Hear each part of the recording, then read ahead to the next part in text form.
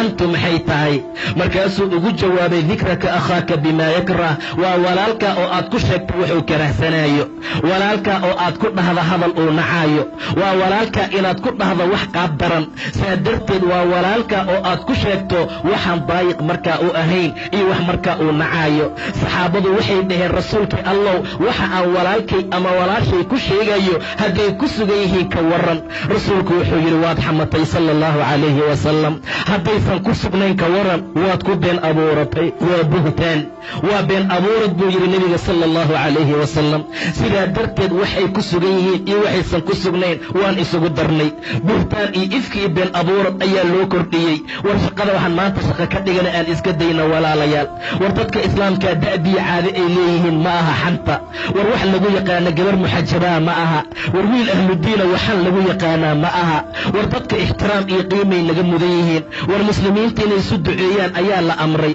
inay ceebaha isku qariyaan baa la amray qof allaala qofkii qof muslima ceebtiisa u qariya ilaahay baa adduuniya aakhira u qariya subxaana wa tacaala war qof allaala qofkii qof mu'min ah kurba ka fayda ilaahay baa ta qiyaamo ka fayda subxaana wa tacaala war qof walbaaba qofkii walaalkii danihiisa ka shaqeeya ilaahay baa dantiisii xaajadiisa uga shaqeeya subxaana wa tacaala aadaabtana la baraya fiiriya wanaagga ilaahayna amraya fiiriya subxaana wa tacaala in allaala intaan walaalahayn xaajaadkooda iyo danahooda qaban lahayn waa dhibnay in allaala intaan imaani lahayn oo khayr iyo wanaag aan ku sheegi lahayn waan xamanaynaa in allaala intaan khayrkii wanaagga isu dardaarmi lahayn shartii xumaantaan isu dardaarmaynaa rasuulku haddaysan ku sugnayn waxaad ku sheegaysa waad ku been abuuratay buu yidhi waxaad la timid iftiro waxaad la timid buhtaan sidaa darteed dadka xaaladoodu ay sidaa tahay cadaab buu ilaahay u ballanqaaday waaladiina yu'duuna almu'miniina waalmu'minaat bigayri ma iktasabuu faqad ixtamaluu buhtaanan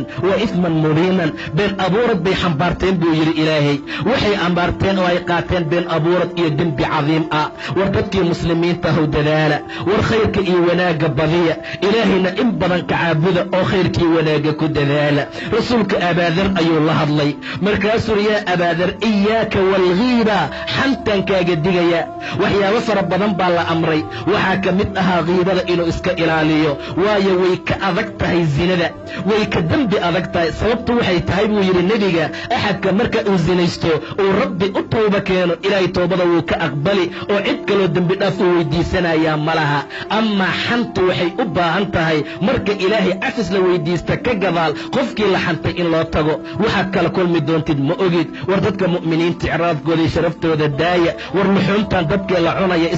iska dhaafno war waxaan maantaan caadada ka dhiganay aan iska dayno war waxaan maanta carabkeenna ku fududaaday aan iska ilaalino wallaahi in badan waxay dadka cadaabka ku galaan waa carabka waxa cadaabka lagu mutaysta waa carabka subax walba xibnaha ayagoo khushuucsan yay hoos imaanayaan carabka markaasay leeyihiin ittaqillaah war carabow ilaahay nooga baq